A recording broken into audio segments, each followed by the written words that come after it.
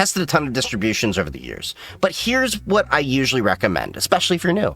Pop! OS, made by System 76, it's super clean, gaming friendly, and just works out of the box. It's personally what I like to use for the past few years. Ubuntu, the classic, very beginner friendly, and widely supported by software vendors. There's plenty of forks of Ubuntu as well. Pop! OS is actually one of those forks. There's also Kubuntu, which uses KDE for the desktop environment, and Subuntu, using XFCE for the desktop environment, just to name a couple of forks. There's also Fedora, a great balance of cutting-edge features and stability, backed by Red Hat, and yes, there's Linux Mint.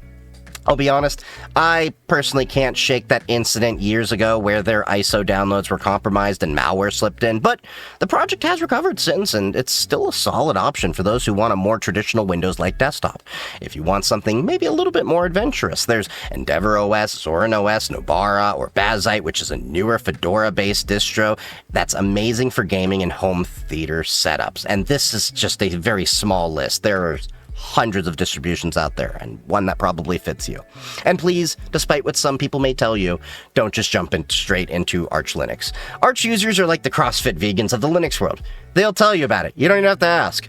Every 5 minutes. No hate. They know they're the butt of the joke, and honestly, most of them lean into it. But for those of us who actually touch grass or have a social life, there are better and more practical starting points. Now, I know what a lot of people do at first. They try to make Linux look like Windows, and that's fine. It's a natural comfort zone. I get it. But here's what might surprise you. Once you start using Linux daily, you realize just how bad the user interface and user experience on Windows actually is.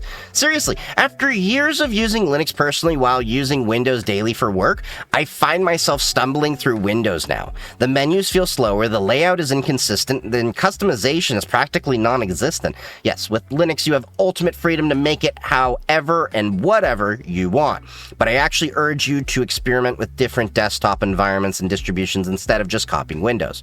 To name a few, you can try GNOME, KDE Plasma, Cinnamon, Mate, and a few others.